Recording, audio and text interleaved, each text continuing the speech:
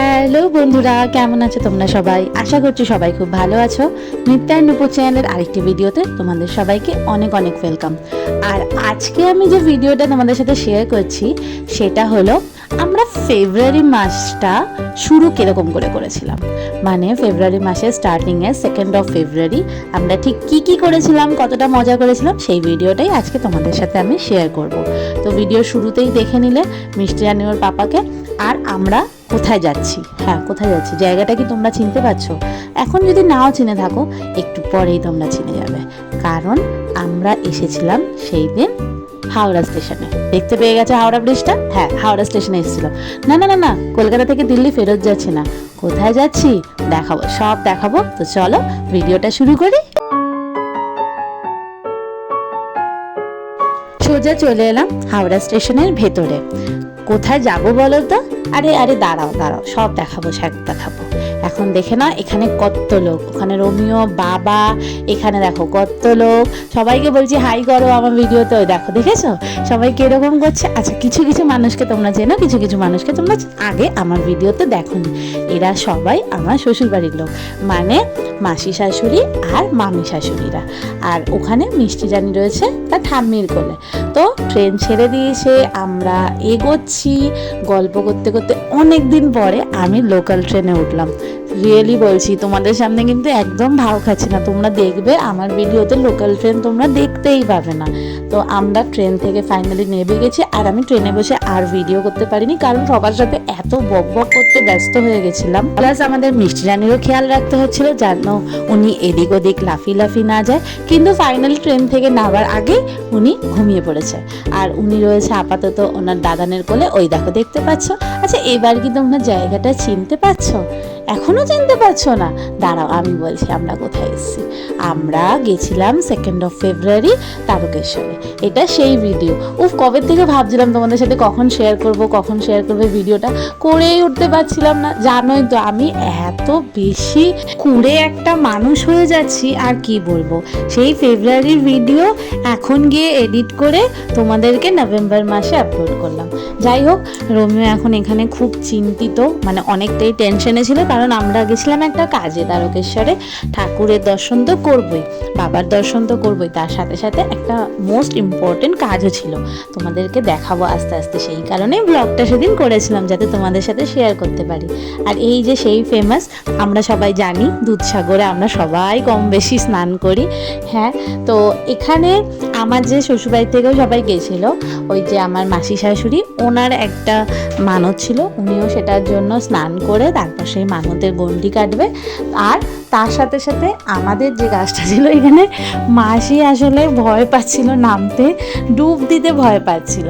তো বাকি আরেক মাসি আর মামি মিলে মাসিকে হেল্প করছিল। আর আমি সেটা লুকিয়ে ভিডিও করছিলাম যাতে কেউ না দেখে, কারণ দেখলেই বলবে এই তুই আমার ভিডিও করছিস, সবাই দেখে নেবে।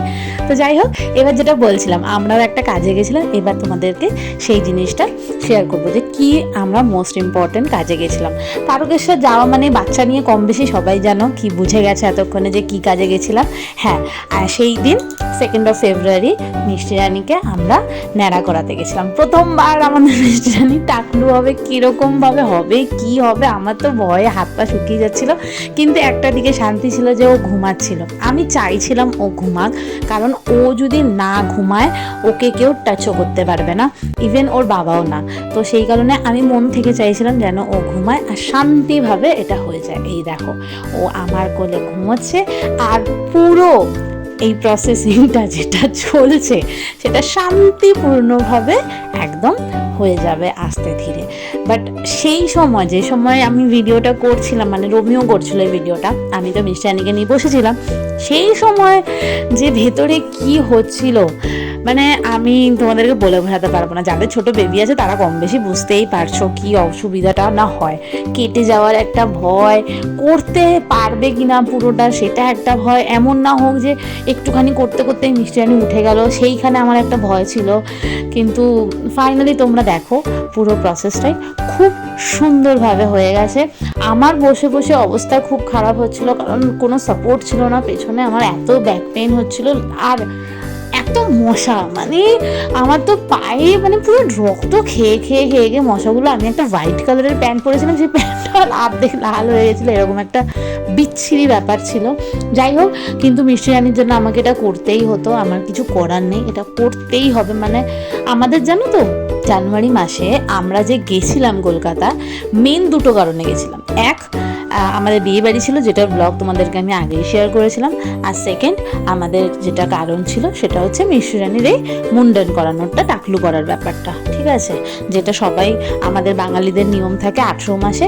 ওর যদিও সেই সময় 18 মাস হয়নি, 18 মাস থেকে ঠিক কিছু দিন আগে, মানে তোমার ওই 13 দিন আগে, 18 মাস হতে ঠিক 13 দিন আগে ও ন্যাড়া হয়েছিল।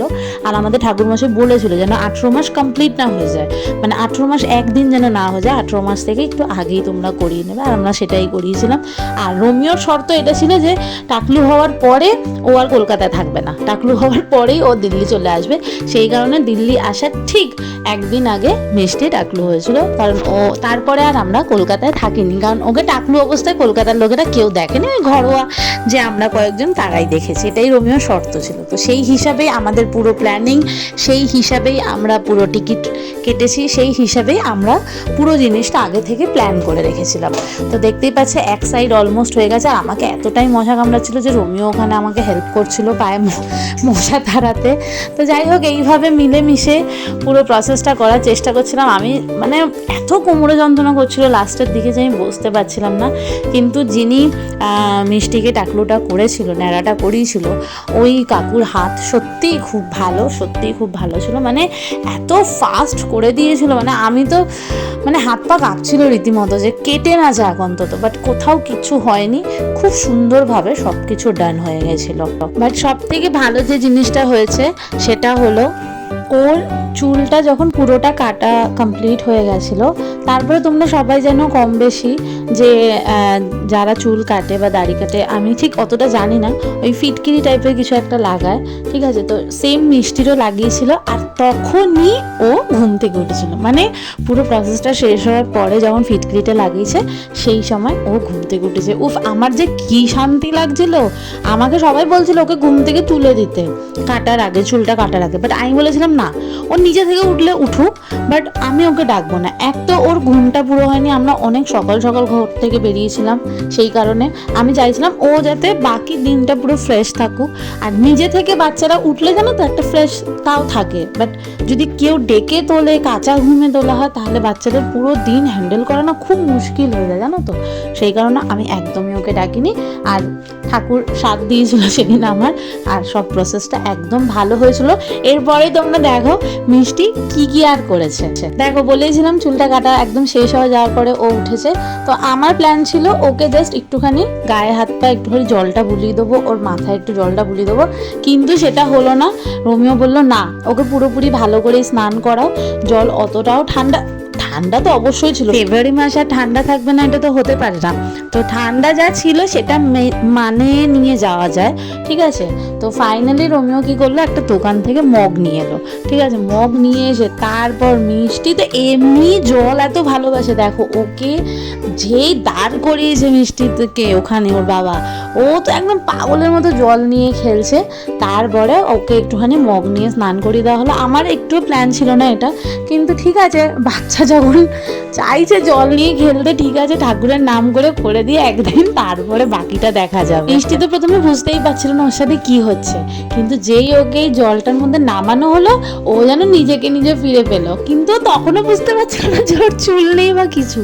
তারপরে যখন ওর মাথায় হাত দেওয়া হয়েছিল, যেটা পরিষ্কার করার জন্য চুলটা, তখন গিয়ে ওর ফিল হলো যে হ্যাঁ, ওর মাথায় চুলটা নেই। ওই দেখো জল দেখে কি করছে, এই মেয়েটা জল ফেলে পাগলের মতন করতে থাকে। আর ওর বাবা সেই জন্যই ওকে নামালো, আর একটু মগ দিয়ে জাস্ট একটুখানি অল্প একটু গায়ের মধ্যে দিয়ে দেওয়া হলো, কারণ সব জায়গাতেই তো মোটামুটি চুলটা পড়ে। তো ভালোই হলো, পরিষ্কার হয়ে গেল। যদিও আমি সাবান টাবান কিচ্ছু নিয়ে যাইনি, ঠিক আছে, আমার কাছে ওর বডি ওয়াশ ছিল, বাট কিছুই লাগাইনি, কারণ জলটা মানে দেখো ভয় তো লাগবেই না, যদি ঠান্ডা লেগে যায় তাহলেই তো সব গেল, সর্বনাশ হয়ে। একদিনের ছুটিতে এসে তারপরে যদি বাকি দিনগুলো খারাপ যায় তাহলে তো খুবই একটা বাজে ব্যাপার হয়ে যাবে। কিন্তু যাই হোক, ঠাকুরের আশীর্বাদে সব কিছু ভালোভাবে মানে মানে হয়ে গেছে, সব কাজ ভালোভাবে মিটে গেছে। আর তারপর আমরা দিলাম পুজো মন্দিরে। তোমরা জানোই সবাই মন্দিরে তো ফোন একদমই এলাও না, যদিও আমি ভিডিও করা শুরু করেছিলাম কিন্তু আমি ভিডিওটা করতে পারিনি, কারণ আমাকে একজন বললো নাকি ফোন নিয়ে নেওয়া হয়।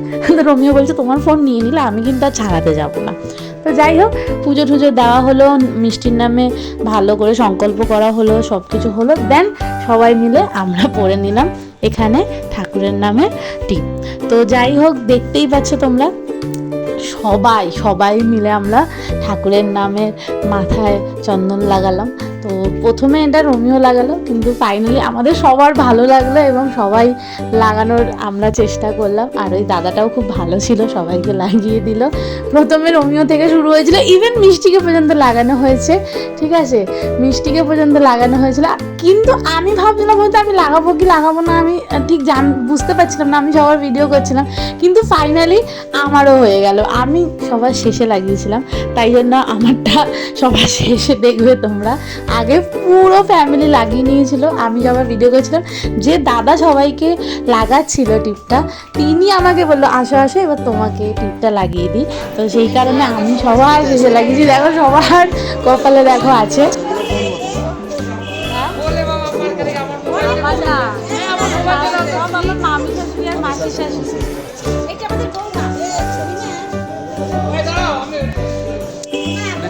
দেন আমরা সবাই গেলাম খেতে। তোমরা কম বেশি সবাই জানো ওখানে তো সব নিরামিষই পাওয়া যায়। তো আমরা এই হোটেলটায় খেতে গেছিলাম সবাই মিলে। খুব সুন্দর খাবার ছিল, খুব ভালো পরিবেশন ছিল। তোমরা যদি কেউ কখনো যাও তারকেশ্বরে এই হোটেলটায় খেয়ে দেখতে পারো। আমার তো মানে পার্সোনালি খুবই ভালো লেগেছিল। আর অনেক ধরনের আইটেম ছিল খাবারে, আর সবগুলোই ভালো ছিল। আমার সত্যি খুব ভালো লেগেছিলো, ইভেন আমাদের সবারই খুব ভালো লেগেছিলো। আমি তো বাবা খেতে পেয়ে কি শান্তি পেয়েছিলাম, কারণ সকাল থেকে এত জোরে খিদা পেয়েছিল, কারণ আমি প্রথম থেকেই ঠিক করে রেখেছিলাম আমি না খেয়ে পুজো দেবো। তো সেই জিনিসটা একটা ছিল। তারপরে ওখান থেকে বেরিয়ে কিছু টুকটাক কেনাকাটা হলো, কিনে আমরা গেলাম তারপর আবার স্টেশনের দিকে। দেন ফাইনালি বাড়ি। আর এখানেই করছি আজকের ভিডিওটা এন্ড। যদি তোমাদের আজকে ভিডিওটা ভালো লেগে থাকে তাহলে একটা লাইক কমেন্ট করে দেওয়ার, হ্যাঁ চ্যানেলটা সাবস্ক্রাইব করতে ভুলো না। দেখা হবে খুব শিগগিরই তোমাদের সাথে নতুন একটা ভিডিও নিয়ে। ততদিন সবাই খুব ভালো থেকো, সুস্থ থেকো। আজকের ভিডিওটা কেমন লাগলো অবশ্যই জানিও। আর হ্যাঁ, আমাদের মিষ্টি বুড়িকে টাকলু হয়েও দেখতে কেমন লাগছে সেটাও জানিও। চলো তাহলে আজকের মতো তোমাদের সবাইকে বাই বাই জানাই। আর আমাদের পাশে থেকো, আমাদের সাথে থেকো, এইভাবেই আমাদের সব ভিডিও দেখো আর আনন্দ করো সবাই। Tata, bye bye.